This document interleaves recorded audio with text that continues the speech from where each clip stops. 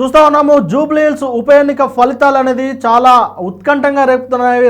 రౌండ్కి అసలు ఎలాంటి ఫలితాలు రాబోతున్నాయి అనేది అయితే చాలా క్లియర్గా అర్థం కాని పరిస్థితి అయితే కనిపిస్తూ ఉన్నది. అయితే దీనిపైన మనతో మాట్లాడడానికి సీనియర్ విశ్లేషకులు అడ్వకేట్ రామ్మోహన్ రావు గారు ఉన్నారు. నమస్కారం సార్.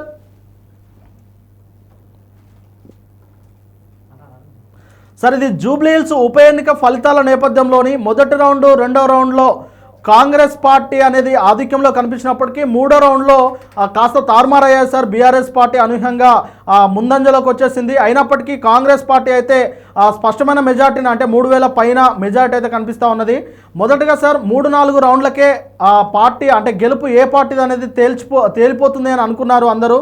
కానీ ఇప్పుడు ప్రస్తుతం జరుగుతున్న పరిస్థితి దృష్ట్యా లాస్ట్ రౌండ్ వరకు వేచి చూడాల్సిందేనా? దీనిపైన అసలు ఎలా చూడొచ్చు సార్ ఈ ఉప ఎన్నిక ఫలితాలను? ఏ పార్టీ గెలవబోతుంది అనేది ఎలా చూడొచ్చు?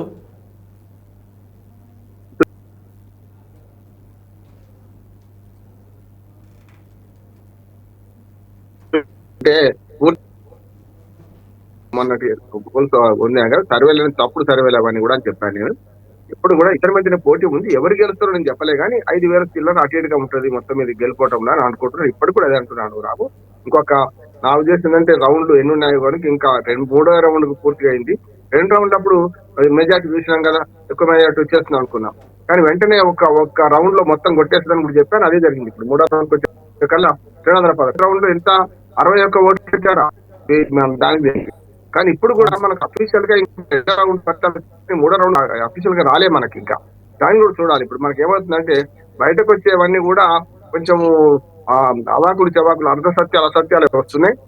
నిజంగా మనకు వాళ్ళు కమిషన్ పట్టించేదాకా మనం నమ్మేటట్టు ఉండదు. 211 అయితే ఇప్పుడు బీఆర్ఎస్ లీడ్ లో ఉందంటున్నారు, జరుగుతుంది అంటున్నారు. ప్రతి రౌండ్ కు ఇద్దరి మధ్యన హోరాహోరే ఉంటది.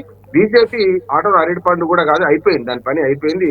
ఇవాళ 10,000 ఓట్లు వస్తాయా రావా గట్టిగా మాట్లాడితే మొత్తం అన్ని రౌండ్లు కలిసి 25,000 ఓట్లు పాత ఓట్లన్నా సంపాదించుకుంటున్నా లేదా అనేది సమస్య ఉన్నది. ఆ ఉద్దేశంలో పాత పరువు దక్కించుకోవాలంటే కనీసం 2023 ఎన్నికల్లో వచ్చిన అన్ని ఓట్లు 25,000 ఓట్లను సాధించుకోవాల్సిన అవసరం ఉంది మనకి బీజేపీ పార్టీకి. కానీ ఆ కడుసు పెరలో అవకాశాలు కనిపిస్తారు. కానీ మొత్తంగా ఉండే వరకు వస్తున్నట్టు నేను అనుకుంటున్నాను. ఒకటి, ఈ రెండు పార్టీల మధ్యన పోటాపోటీ హోరాహోరీకి జరుగుతున్న క్రమంలో చూసుకుంటే మనకు ప్రతి రౌండ్ చివరి రౌండ్ వరకు ఈ ఎన్నికల ఫలితం తేలకపోవచ్చు అని నేను అనుకుంటున్నాను. అంటే ఒక రౌండ్ లో ఒక ఏరియా మొత్తం వస్తుంది. ఆ ఏరియాలో వచ్చినప్పుడు ఆ ఏరియా తర్వాత వచ్చే రౌండ్లలో మరి కాంగ్రెస్ పార్టీ ఉండొచ్చు లీడ్. కనుక మధ్య తరగతి అట్లాగే కొంతవరకు ఎబో మిడిల్ క్లాస్ అంతా బీఆర్ఎస్ వేసిన అనుకుంటున్నా. పేదలు వీళ్ళందరూ కూడా కాంగ్రెస్ వేసినారు. ఎందుకంటే పేదలు మొన్న ఈ మధ్యలో చూసాం కదా, ప్రతి దగ్గర చచ్చిన దానికి వచ్చిందా కట్టమని వాళ్ళని అవమానించొద్దు, కానీ డబ్బులు తీసుకున్నారు, ఓటేసేవాడికి ఓటేసారు కరెక్ట్. కానీ ఏమవుతుందంటే డబ్బులు తీసుకున్న తర్వాత కొంచెం ఎక్కువ డబ్బులు తీసుకున్నవాడికి వేయొచ్చు కదా.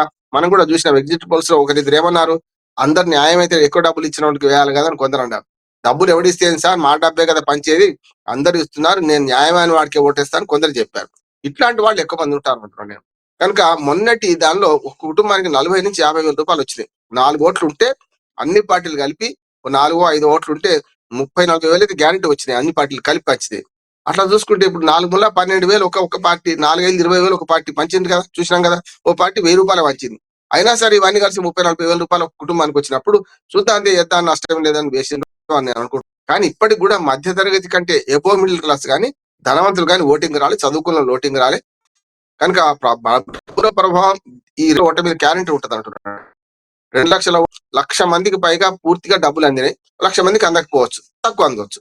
ఏదైనా సరే ఈ మొత్తం హోరాహోరీ పోటీలో బీఆర్ఎస్ వర్సెస్ కాంగ్రెస్ ఇది కొనసాగుతూనే ఉంటుంది, ఉత్కంఠ రేపుతూనే ఉంటాం. ఒకవేళ ఒక రౌండ్ లో 5,000 దాటి ఎవరైనా మెజార్టీ వచ్చారు అనుకోండి, కొంచెం కష్టం. అది దాన్ని కొట్టేయడానికి మరొక 10,000 రావాలి అవతల వాళ్ళకు. కనుక కష్టం అనుకుంటున్నాం, చూద్దాం ఏం జరుగుతుంది. బీఆర్ఎస్ పార్టీ అయితే ముఖ్యంగా ఏదైతే ఎర్రగడ్డ డివిజన్, బోర్బాన డివిజన్ల పైన మాత్రం పూర్తి నమ్మకం పెట్టుకుని ఉన్నారు సార్. అక్కడ వాళ్ళు విస్తృతంగా ప్రచారం చేశారు. అక్కడ ఉన్న ఏదైతే మధ్యతరగతి పేద కుటుంబాలు ఉంటాయో అవంతా బీఆర్ఎస్ పార్టీకి ఎక్కువగా మొగ్గు చూపే అవకాశం ఉంటుందని చెప్పేసి వారు ధీమా వ్యక్తం చేసుకుంటూనే ఉంటున్నారు. అయితే దానికి సంబంధించిన రౌండ్లలో మీరు చెప్పినట్టు బీఆర్ఎస్ ఆధిక్యంలోగా కొనసాగితే ఆ పరిస్థితి ఎలా ఉంటుందంటారు సార్? అదే అన్న, డబ్బుల ప్రభావం గ్యారంటీ ఉన్నది. కానీ డబ్బుల ప్రభావం తగ్గుతుందా లేకపోతే 2000 పెన్షన్ 4000 ఇంతకుముందు చెప్పాను కదా, బాకీ కార్డు ఏదైతుందో బాకీ కార్డు మనకు వస్తుందా, డోకా కార్డు మనకు వస్తుందా, అట్లాగే బుల్డోజర్ మనకు వస్తుందా, లేకపోతే మనకు వస్తుందా, యంత్రం పోతుందా. రాష్ట్ర రాజకీయాలను పెను మార్పు తీసుకొస్తుంది. ఒకవేళ కాంగ్రెస్ గెలిస్తే మేము చేసింది కరెక్టే, ఇక బుల్డోజ్ చేసుకుంటూ పోతాం ఎవరినైనా అనే ఉద్దేశం వస్తుంది. బీఆర్ఎస్ గెలిస్తే కొంచెం నాటగా ఒళ్ళు దగ్గర పెట్టుకుని పనిచేస్తారనే భావన మాత్రం మధ్యతరగతి ప్రజల్లో ఎక్కువ ఉంది. నేను చాలా సార్లు ఇంటర్వ్యూ ఏమన్నారంటే, సార్ ఒక్కసారి కాంగ్రెస్ పార్టీ గెలకి ఇట్లాగే ఉంటుందనే అభిప్రాయం కూడా కొందరు వ్యక్తం చేశారు. మరి వాళ్ళు దాని మీద కట్టుబడి ఉన్నారా లేదా తెలియదు. పేదలు మాత్రం తమ నిత్య జీవిత సమస్యలే ప్రస్తావించారు. మొత్తం ఎన్నికల ప్రచారం చూడండి, ఈ మన ఏమంటారు దాన్ని హైపర్ టెన్షన్ చేసిన ఈ ఉపరితల అంశాలు కూడా పెద్దగా పనిచేయమంటున్నారు. కానీ కొంత ముస్లిం ఓట్లలో ఏమైనా మార్పు వచ్చిందా అని ఒక మాట అనిపిస్తుంది. అంటే ముస్లిం అంటే కాంగ్రెస్ అంటే ముస్లిం అని అన్నారు కదా, దానివల్ల హిందూ ఓట్లు ఎటన్నా ఒక ఏకట్ట కావాలి. కానీ హిందూ ఓట్లను తీసుకొని తమదైన రీతిలో చేసుకోవాల్సిన బీజేపీ పార్టీ దాన్ని సొంతం చేసుకోలేకపోయింది.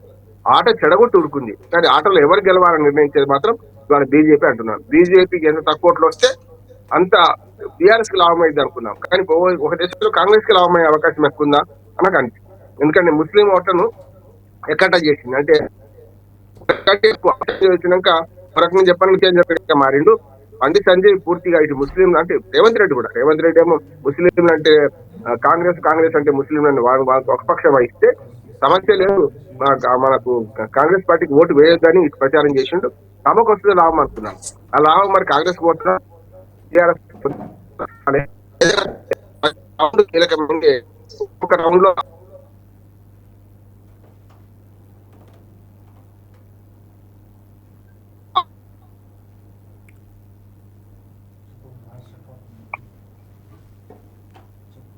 ఎస్ సార్, ఇప్పుడు బీజేపీ అనేది మనం మొదటి నుంచి అనుకుంటున్నట్టు బీజేపీ అనేది మూడో స్థానానికి పరిమితం అవుతుంది అనుకున్నాం సార్. కానీ ఇప్పుడున్న ఈ ఫలితాలను చూస్తే మాత్రం చాలా తక్కువ మోతాదులో ఓట్లు నమోదు చేసుకునే అవకాశం కనిపిస్తూ ఉన్నది.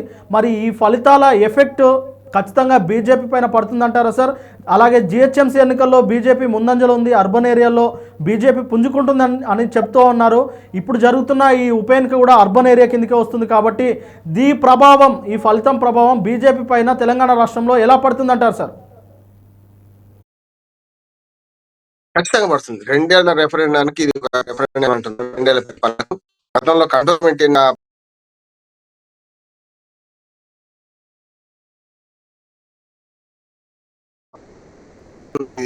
వాయిస్ స్ట్రక్ అవుతుంది సార్. గేమ్ చేంజర్ అయితే రాష్ట్ర రాజకీయాలు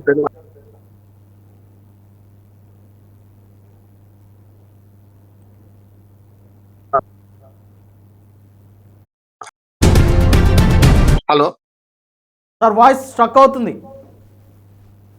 వాయిస్ కట్ అవుతుంది రాము. మీ దగ్గర మా దగ్గర మరి ఉంది. వాళ్ళ ఫోన్ లో తీసుకోండి, ఫోన్ తీసుకుంటారు. Yeah sir, okay sir, right. ఇది రౌండ్కు మారుతా ఉన్నాయి. మరి మూడో రౌండ్కి వచ్చేసరికి బీఆర్ఎస్ పార్టీ అనేది కాస్త ఆధిక్యంలో కనిపిస్తుంది. ఏదేమైనప్పటికీ కాంగ్రెస్ పార్టీ అయితే 3000 పైన మెజారిటీతో అయితే దూసుకెళ్తా ఉన్నది. మరి విశ్లేషకులు రామ్మోహన్ రావు గారు చెప్పినట్టుగా ఏదైనా ఒక రౌండ్లో 5000కు పైచిలకు మెజారిటీ ఏ పార్టీకి కనిపించినా ఇక ఆ పార్టీదే గెలుపు అని చెప్పేసి ఆయన విశ్లేషణలో చెప్తా ఉన్నారు. మరి 5000 మెజారిటీ ఏ పార్టీకి వస్తుందని మీరు భావిస్తున్నారో కూడా కామెంట్లో తెలియజేయండి. అలాగే ఇప్పటివరకు అయితే కాంగ్రెస్ పార్టీ షేక్పేట 2వ రౌండ్కి వచ్చేసరికి 1000 ఓట్ల మెజారిటీతో కొనసాగుతూ ఉన్నది. ఇప్పటికీ అదైతే 3000 మెజారిటీ, మొత్తం మీద 3 రౌండ్లు ముగిసేసరికి 3000 మెజారిటీతోటి 3000 పైగా మెజారిటీతోటి కాంగ్రెస్ పార్టీ కొనసాగుతున్నప్పటికీ బీఆర్ఎస్ పార్టీలో మాత్రం ఈ 3వ రౌండ్లో కాస్త ముందంజలో ఉండేసరికి చాలా మందిలో ఒక ఆశ అయితే చిగురించిందని చెప్పవచ్చు. బీఆర్ఎస్ పార్టీ ఇక ఏదైనా అంటే రాబోయే ఏదైనా రౌండ్లలో బీఆర్ఎస్ పార్టీ కనుక 2-3 వేల ఆధిక్యంలో కాక ముందుకు వస్తే మాత్రం కాంగ్రెస్ పార్టీకి ఒక రకంగా చెప్పాలంటే కాంగ్రెస్ పార్టీ శ్రేణుల్లో కూడా దడపుట్టే అవకాశం కనిపిస్తూ ఉన్నది.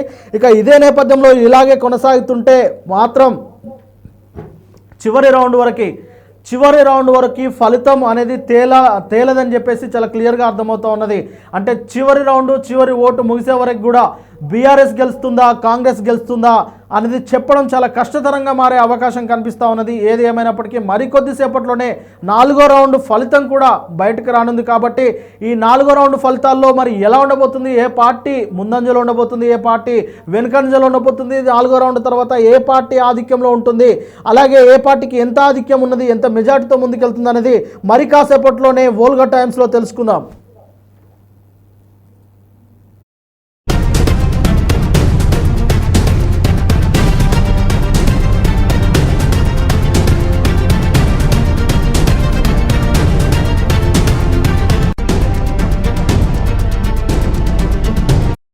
ఇలానేనా బీహార్ ఫలితాలు కూడా చాలా ఉత్కంఠంగా కొనసాగుతూ ఉన్నాయి. ఇప్పటికే ఎన్డీఏ కూటమి అనేది మ్యాజిక్ ఫిగర్ దాటి దాదాపు 160 స్థానాల్లో మెజార్టీలో దూసుకెళ్తా ఉన్నది.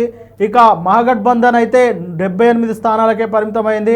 ఇక 80 స్థానాలు దాటుతుందా లేదంటే అంతకి వెనక్కి వస్తుందా అనేది అయితే ఇప్పుడు ఒక రకమైన చర్చ అయితే 160 మెజార్టీ స్థానాలు దాటిన ఇండియా కూటమి డబుల్ సెంచరీ దిశగా దూసుకెళ్తుందని చెప్పేసి కొంతమంది నిపుణులు కూడా భావిస్తూ ఉన్నారు. మరి దీనిపైన వ్యూవర్స్ మీరేమనుకుంటున్నారు? ఎన్డీఏ కూటమి 200 స్థానాలను దాటుతుందా, డబుల్ సెంచరీ కొడుతుంది అనుకుంటే తెలియజేయండి. మీరు మీ అభిప్రాయాన్ని మాకు కామెంట్ రూపంలో తెలియజేయండి. ఖచ్చితంగా చాలామంది అయితే 200 స్థానాలను దాటుతుందని చెప్పేసి అంచనాలు వేస్తూ ఉన్నారు. కానీ ఏది ఏమైనా మీరు మాత్రం ఒకసారి కామెంట్లో తెలియజేయండి. మీ మద్దతు 200 దాటుతుందా లేదంటే డబుల్ సెంచరీ చేస్తుందా, డబుల్ సెంచరీ చేయదా అనే దానిపై మీరు కామెంట్ తెలియజేయండి. ఇప్పటికైతే బీహార్ ఎన్నికల ఫలితాలు కూడా ఒక రకంగా చెప్పాలంటే అటు ఎన్డీఏ కూటమికి ఇక గెలుపును దాదాపు ఖరారు చేసినట్టే కనిపిస్తూ ఉన్నది. కానీ చివరి నిమిషం వరకు ఏమయ్యేది తెలియదు. కాబట్టి ఇక చివరి ఓటు లెక్కింపు వరకు కూడా ఇదే ఆసక్తితో కొనసాగే అవకాశం కనిపిస్తూ ఉన్నది.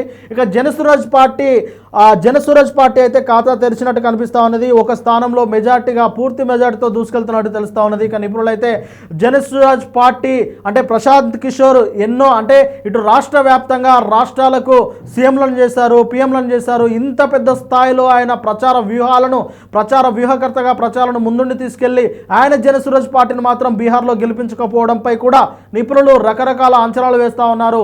ఆయన